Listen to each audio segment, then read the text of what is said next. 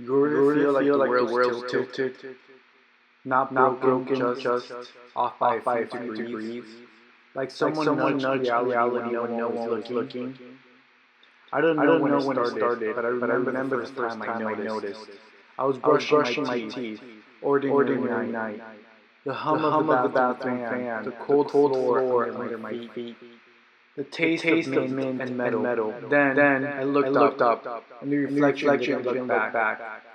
I know how that sounds, but it's not what you think. It didn't not move or anything dramatic like in movies. It just didn't feel like me. The expression was wrong. Too still. My face, my eyes, but not mine. And the worst part is smiled. Just a little, like it was relieved I noticed. I backed away from the mirror like it had teeth.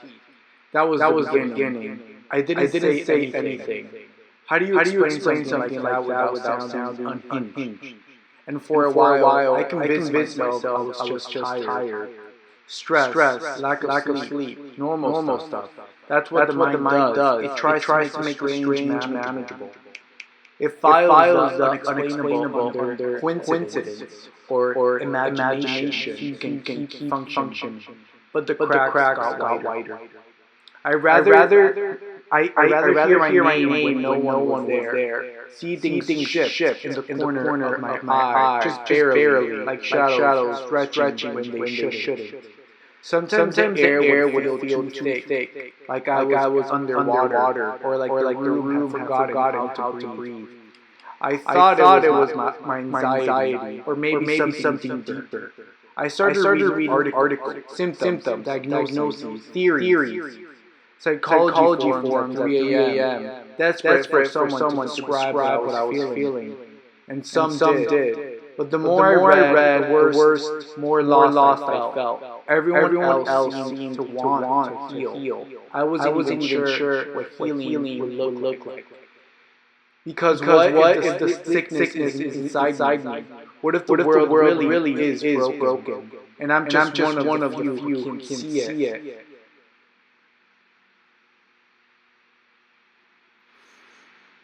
I stopped talking about it to anyone, friends, family. What's the point? They look at you with that softness, that careful concern. Like your glass, they're trying to shatter. Or worse, they don't believe you. Not really. They think you're confused or exaggerated or just too dramatic. So I lied, said I was tired, said I was busy, said nothing. I became a master of pretending, smiling at the right time, nodding like I understood jokes I didn't hear, answering questions before they asked them. Because sometimes I already knew what they were going to say. That's the part no one ever talks about. How loneliness doesn't start with being alone. It starts when reality stops finding up with everyone else's. The nights are the worst. That's when it gets loud. Not just noise, presence. Like someone's in the room with me, watching, breathing. The lights don't help. I've sat there, frozen in my own bed, staring at the feeling while the air pounds down on my chest. It's not a panic attack. I've had those. This is different. This feels intelligent, like it's waiting for crack. I tried recording myself once. Set up my phone overnight, just to see. Next morning, the file was gone. No trace, no error, just gone. I thought maybe I didn't hit record, but something in my gut told me otherwise. Something smiled in my gut. I started doubting everything after that. Not just the world, me, my thoughts, my memories. You ever remember something feel like it's been edited? Like someone went in with scissors and glue and changed the details? One day, I swear the hallway in my apartment was longer than usual, just by a few steps.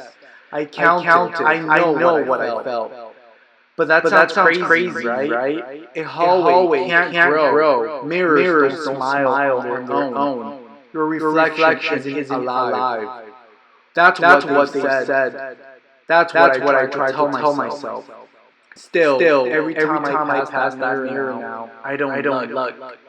I don't want to know what it's doing when I'm not watching. I've tried to trace it back. This thing that's happening to me. Tried to find the first thread, the first fracture. Because it didn't start with the mirror. That was just when I started paying attention. Maybe it started as a kid.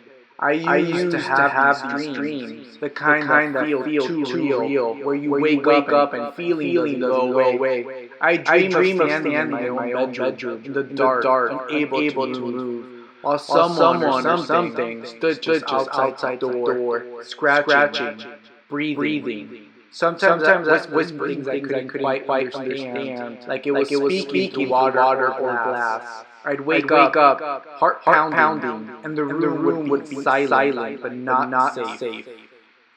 Once I told my mother about it, she smiled in that distant way parents do when they don't want to feed the fire. Said, "It's just a dream, sweetheart. Everybody gets scared sometimes."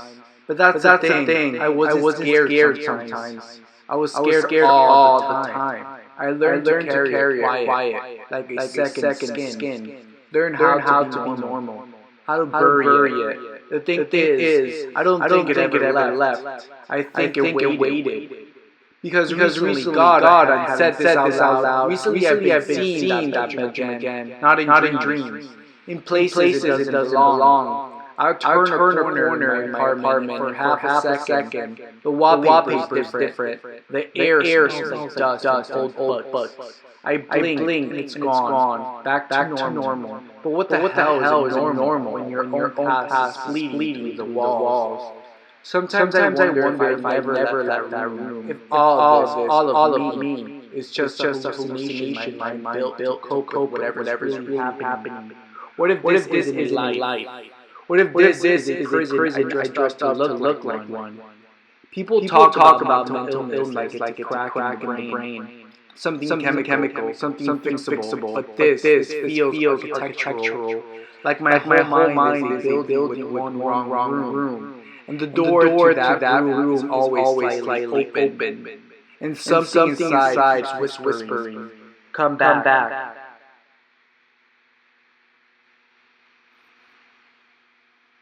There's a strange kind of peace and madness. I don't mean the screaming, desperate kind, though I've seen glimpses of that too. I mean the stillness, the seductive hum that comes when you finally stop fighting what you see, when you stop asking, is this real? And start whispering, does it matter?